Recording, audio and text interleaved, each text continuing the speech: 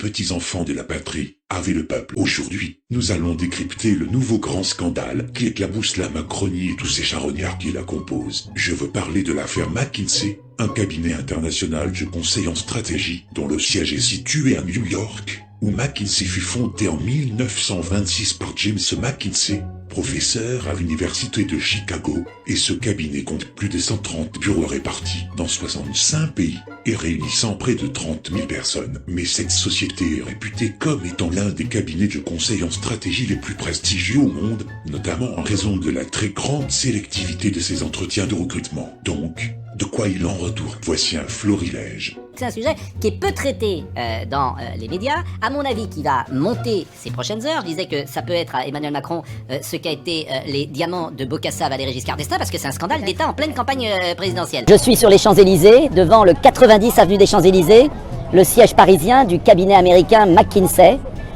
Le rapport de la commission d'enquête du Sénat sur l'influence des cabinets de conseil au cœur de l'État, au cœur de la Macronie, vient d'être publié. Il est ici. Il démontre quoi? Il démontre que l'argent des Français, du contribuable, est gaspillé dans des centaines de millions dépensés pour des études, pour remplacer les hauts fonctionnaires et les fonctionnaires de l'État et influencer les décisions publiques. C'est un véritable scandale d'État dont je vais vous parler aujourd'hui. Une enquête parlementaire a révélé que le gouvernement avait eu recours de manière massive aux cabinets de conseil. Ce sont des entreprises qui sont donc censées conseiller l'État. Eh bien, en 2021, le gouvernement leur a versé en tout 1 milliard d'euros. C'est une somme colossale. Et pour quelle efficacité? Eh bien, finalement assez nulle, puisque ces entreprises privées sont pour beaucoup jugées inefficaces et extrêmement coûteuses pour le résultat qu'elles provoquent. En 2021, Emmanuel Macron a dépensé 1 milliard pour des cabinets de conseil, dont 450 millions pour de l'orientation, de la stratégie, du conseil. Ça a été multiplié par 3,7 depuis 2018. Il n'y a aucun contrat qui est passé dans la République sans qu'il respecte la règle des marchés publics. Mise en concurrence, transparence, responsabilité de celles et ceux qui signent. Donc tout est clair là-dessus. Non mais donc, oui, sinon c'est du pénal. D'accord. Et donc que quiconque a la preuve qu'il y a une manipulation mette le contrat en cause au pénal. Alors sur le Article non-paiement 40. de l'article, donc le non-paiement de l'impôt sur les Non mais sociétés. là faut être très clair parce qu'on a l'impression qu'il y a des combines. C'est faux. La gestion des radars routiers a coûté 82 millions d'euros de notre argent à des cabinets privés.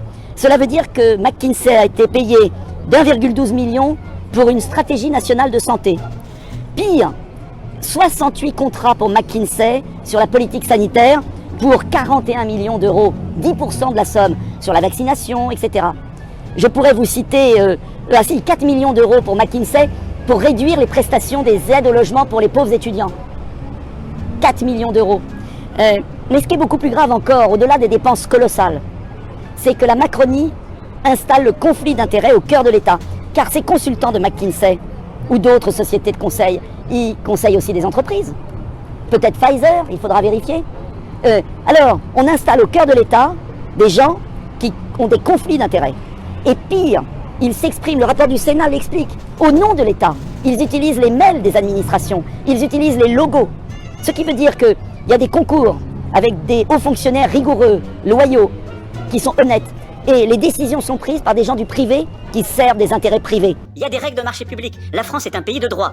S'il y a des preuves de manipulation, que ça aille au pénal. Deuxième point, c'est une très bonne chose qu'il y ait une transparence complète.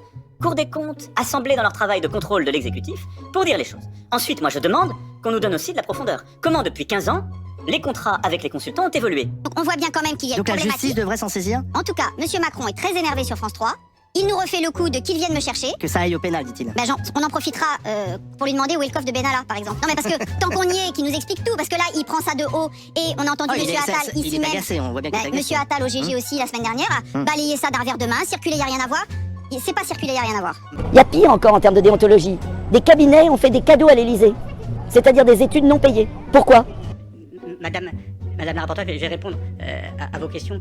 Je rappelle que j'interviens en tant que responsable du pôle secteur public et pas en tant que directeur général de McKinsey France. Voilà, je précise ce point. Voilà. Nous travaillons. McKinsey France est enregistré auprès du registre des sociétés. L'ensemble des contrats de travail est porté par cette société de droit français et l'ensemble du chiffre d'affaires est porté par cette société de droit français. Un des directeurs de McKinsey a menti, ce qui vaut la saisie du procureur de la République. Parce que devant la commission d'enquête du Sénat, il a dit que McKinsey payait l'impôt sur les sociétés en France. Or, on vient de découvrir que depuis 10 ans, McKinsey n'a jamais payé d'impôt sur les sociétés en France, alors même qu'il bénéficie de centaines de millions de crédits publics. Il a fait de l'optimisation fiscale avec son centre aux États-Unis. L'élément que vous mentionnez, c'est que nous sommes organisés en forme de succursale, voilà, rapportant à l'entité mère qui est basée au Delaware, mais l'ensemble de nos activités, secteur public, secteur privé et l'ensemble des contrats de travail sont portés par cette société de droit français. Est-ce que ça signifie que vous êtes soumis aux impôts français comme n'importe quelle société? Bien sûr, Monsieur le Président. Merci. Je suis pas persuadé que sous ce quinquennat, il y ait eu moins de contrats que sous certains autres, y compris de celles et ceux qui nous attaquent aujourd'hui. Donc faites la transparence complète. Et regardez les chiffres, regardez aussi comment les choses ont évolué, en particulier sur les 18 derniers mois. Alors, non seulement on dépense de l'argent, on nourrit les conflits d'intérêts, et en plus ils ne payent pas d'impôts. Et tout ça pour servir la Macronie. Parce que quand il y a eu la crise, quand tout le monde est sur le pont, quand vous avez des ministères qui sont jour et nuit au travail, qui font appel, et je les en remercie, à des réservistes, à des bénévoles, qu'ils demandent des prestataires extérieurs pour les aider, ne me choque pas. Il faut que ce soit transparent, il faut que ce soit justifié, et il faut que compte soit rendu de la mission. Soyons sérieux. Vous avez des conflits d'intérêts, vous avez une série de situations, vous avez besoin d'un Alstom, vous avez besoin d'un McKinsey, vous avez besoin d'un Benalla.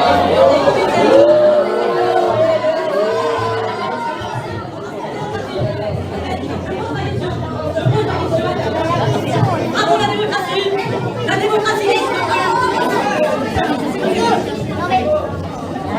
Bravo pour la démocratie! Et là, c'est juste un avant-goût, rassurez-vous. À titre d'exemple, voilà pourquoi il vous faudra bosser jusqu'à 67 ans. Le fric de vos retraites, c'est pour McKinsey. D'ailleurs, complément d'enquête s'est permis de gratter davantage.